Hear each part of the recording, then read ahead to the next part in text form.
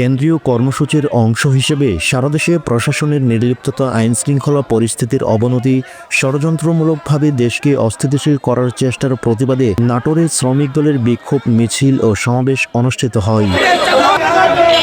সোমবার কেন্দ্রীয় কর্মসূচির অংশ হিসেবে হাফ রাস্তা জেলা জাতীয়তাবাদী শ্রমিক দলের কার্যালয়ের সামনে থেকে বেলা 10টার দিকে নাটোর জেলা শ্রমিক দলের আয়োজনে এক বিক্ষোভ মিছিল বের করা হয়।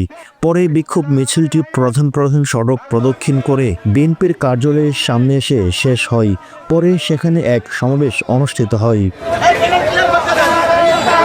সমাবেশে উপস্থিত ছিলেন জেলা বিএনপির যুগ্ম আহ্বায়ক মোস্তাফিজুর রহমান শাহিন, সাইফুল ইসলাম আফতাব, জেলা বিএনপির সদস্য হাবিবুল ইসলাম হেলাল, জেলা শ্রমিক দলের সভাপতি রায়হান ভুলু, সাধারণ সম্পাদক শফিকুল ইসলাম বুলবুল, দপ্তর সম্পাদক রফিকুল ইসলাম, পরিবহন শ্রমিক ইউনিয়নের সাধারণ সম্পাদক আব্দুল মজিদ সহ শ্রমিক দলের নেতৃবৃন্দরা উপস্থিত ছিলেন। এ সময় বক্তারা বলেন, দেশ যখন নির্বাচনের দিকে এগিয়ে যাচ্ছে, ঠিক সে সময় কিছু কুচক্রী মহল দেশকে অস্থিতিশীল করার চেষ্টায় লিপ্ত।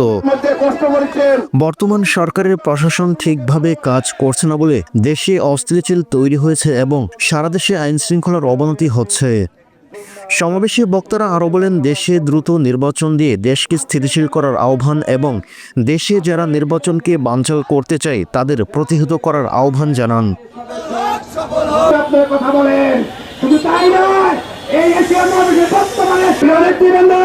আপনাদের সামনে বলে দিতে চাই, যদি আগামী